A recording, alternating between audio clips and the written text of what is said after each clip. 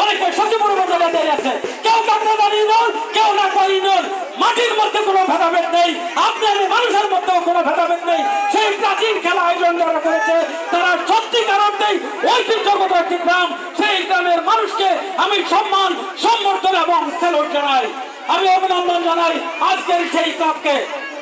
তাদের জন্য রাজনীতি করি, আমাদের জন্মই হয়েছে কাকড়াদানের মানুষের সেবা করার জন্য। সেই মানুষ যখন আজকে গ্রামে ধর্মার্থ প্রাচীন ঐতিহ্যের খেলা দেখার জন্য যখন লালিত দাঁড়িয়ে আছে, সেইখানে বক্তব্য দীর্ঘায়িত করার কোনো সুযোগ নেই। শুধু আমরা দীর্ঘ 15 থেকে 17 বছর যাবৎ একটি গণতন্ত্র প্রতিষ্ঠার জন্য আন্দোলন করতে করতে দুর্বিষহ হয়ে যাচ্ছি।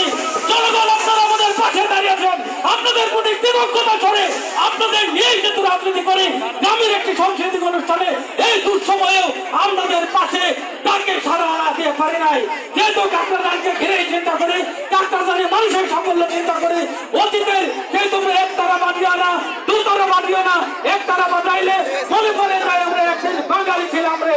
সেই বাঙালির ঐতিহ্যকে, বাঙালির কৃষ্টি কালচারকে যারা ধারণ করেছে তারা গর্বিত জাতি, গর্বিত বাঙালি, গর্বিত ইউনিয়নের বাসিন্দা। সেই গর্বিত ইউনিয়নের বাসিন্দাদেরকে আবারও আমাদের বিপ্লবী সংগঠন বাংলাদেশ জাতীয়তাবাদী দল বিএনপির পক্ষ থেকে আন্তরিক অভিনন্দন, ধন্যবাদ এবং কৃতজ্ঞতা জ্ঞাপন করে আপনাদেরকে সুন্দর খেলা উপভোগ করার জন্য সকলকে আমন্ত্রণ জানিয়ে সংযুক্ত বক্তব্য এখানে শেষ করছি। বাংলাদেশ জিন্দাবাদ, বাংলাদেশ জাতীয়তাবাদী দল বিএনপি জিন্দাবাদ, তারুণ্যের অহংকার তারেক রহমান জিন্দাবাদ, আমাদের প্রিয় অভিভাবক এডভোকেট আহমেদ আজম খান জিন্দাবাদ।